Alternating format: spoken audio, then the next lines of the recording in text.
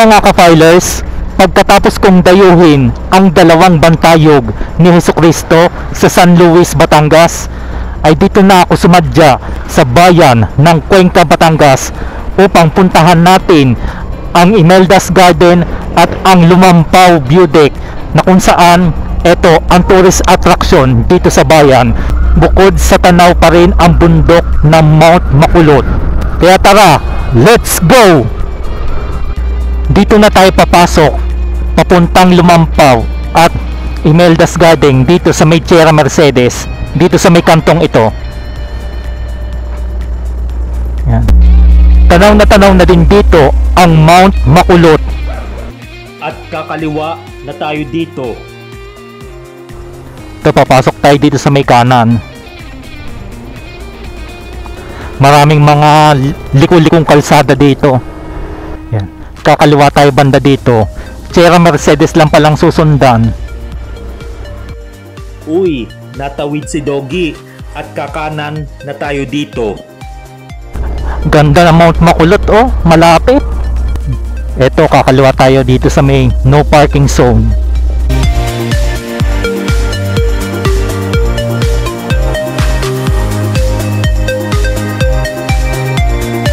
Ito, papunta o paakyat sa Mount Makulot. At dito sa may kaliwa, ang papuntang Lumampao View Deck. Dito lamang yan sa may barangay Don Juan. You know, dito pa lang, tanaw na ang Taal Lake. Hahanap lang tayo ng mapaparkingan dyan. Ay, ito, pwede dito. Bago po muna yan, ay ayon sa nakausap ko na taga rito, ay magpahanggang ngayon ay sarado pa sa publiko ang pag-akyat sa Mount Makulot simula nang nag-alboroto ang Bulkang Taal sa kapandemya at hindi pa nai-inspeksyon ng Department of Environment and Natural Resources o DENR. Touchdown! O nandito na tayo sa may Lumampao View Deck at heto ang kabilang side niya. Yun o, nasa kabilang ibayo lang din ang Imeldas Garden na mamaya ay pupuntahan natin. Saka libre o walang bayad ang pagpunta dito, kaya't halina't sinsayan o pasyalan na natin ito. Uy, may magkasintahan, sana all.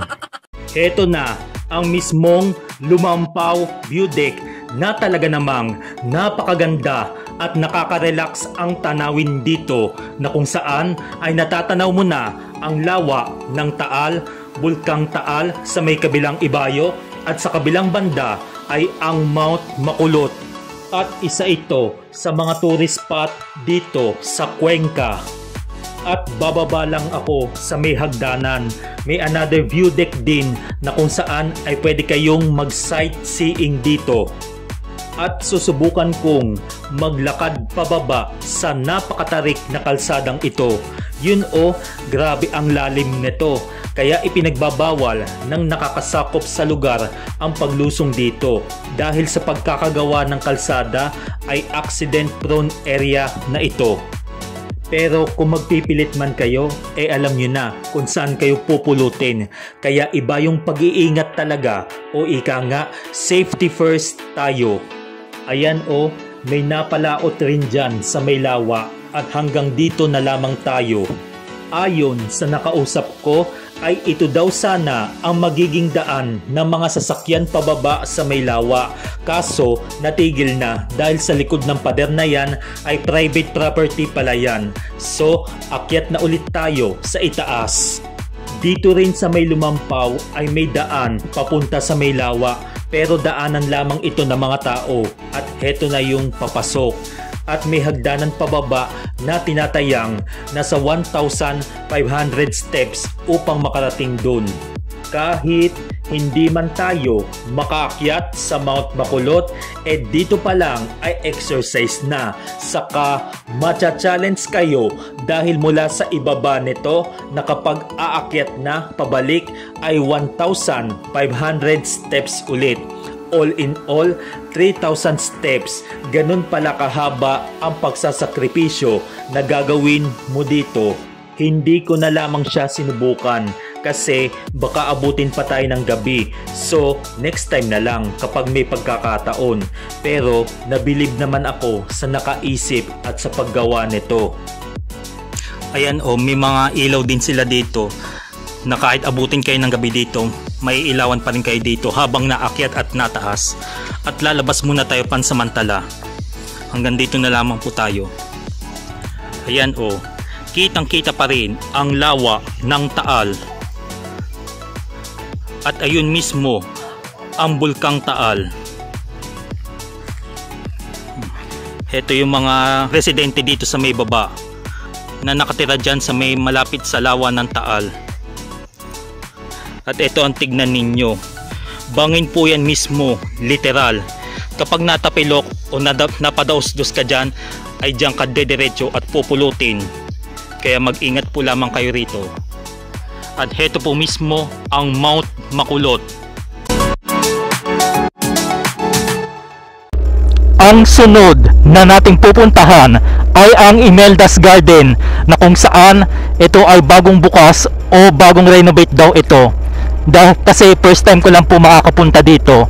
Kaya tara, let's go! Dito na yun, pakanan po tayo.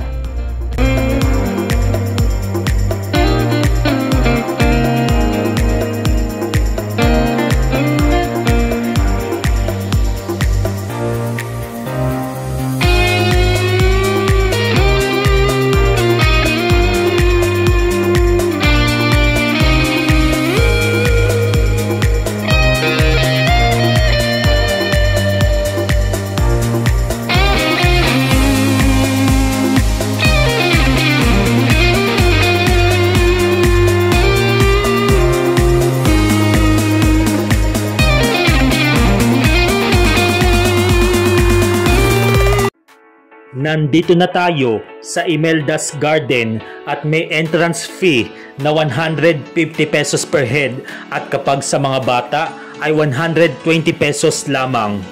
Pagpunta nyo pa lang dito ay sasalubong na sa inyo ang napakagandang tanawin na makikita nyo dito at isa ito sa mga tourist spot na pwede nyong puntahan at any moment. Ang open hours nila ay mula alas 8 ng umaga hanggang alas 7 ng gabi at binuksan sa publiko noong December 2023. Ang ganda rin dito literal na garden talaga ang mga hardin. At ang daming tanim na mga halaman ang gaganda pa. Yan may mga tanim-tanim din sila dito. Ang bango pa dito at ang presko ng simoy ng hangin. Masarap palang gumala dito kay Maring Imelda. Mare talaga. May mga tanim din silang mga cactus gagandang halamanan. Ito yung kanilang fountain o bukal. Parang garden nyo lang sa inyong tahanan. Ang lakas ng agos ng tubig wala pa nga lang mga isda o koi fish. Lalagyan pa yan siguro. Parang wishing well din to. Pwede ka ring humiling.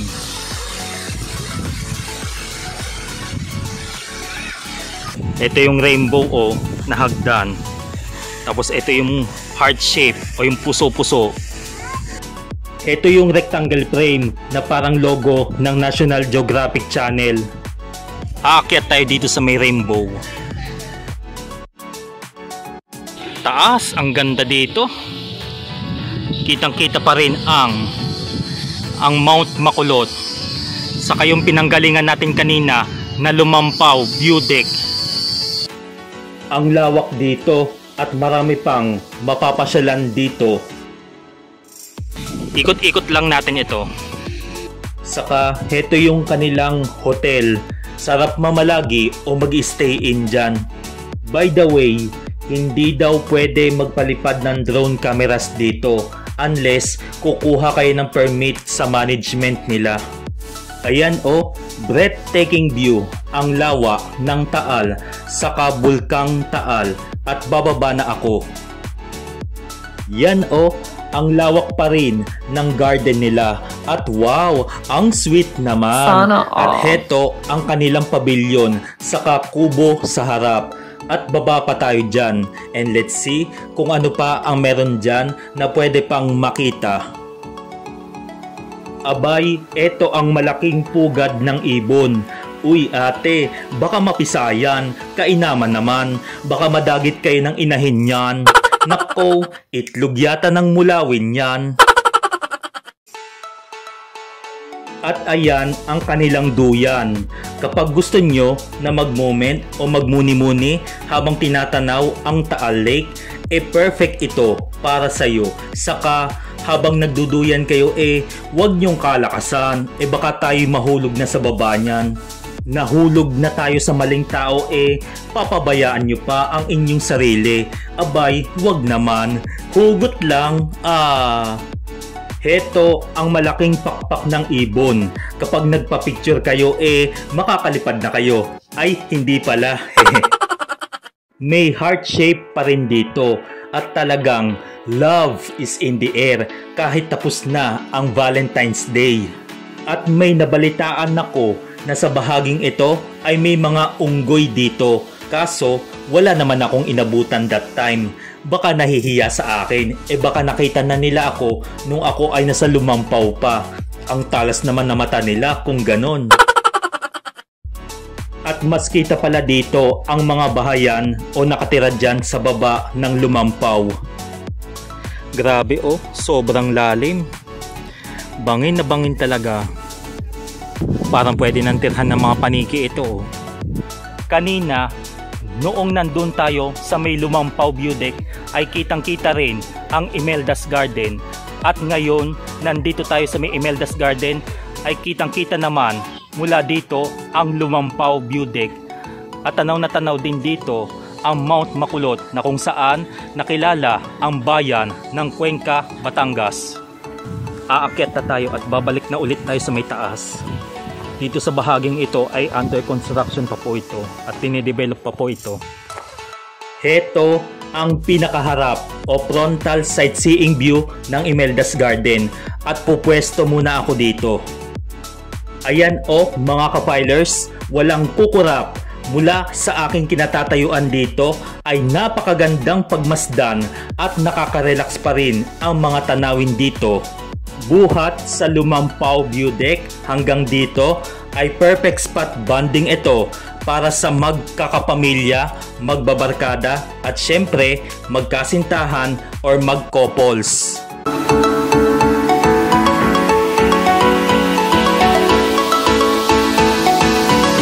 At ayan ang kamay na hagdan.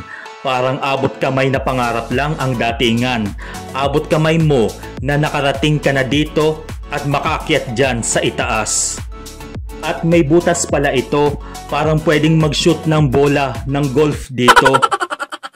Bakit kaya may butas ito? Pero masarap magpwesto rito habang ini-enjoy mo ang tanawin dito.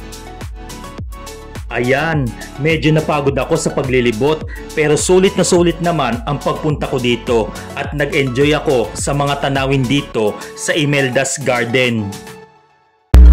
Ayan po, sana po ay nag-enjoy kayo sa aking pamamasyal mula sa Lumampaw View Deck at sa Imeldas Garden.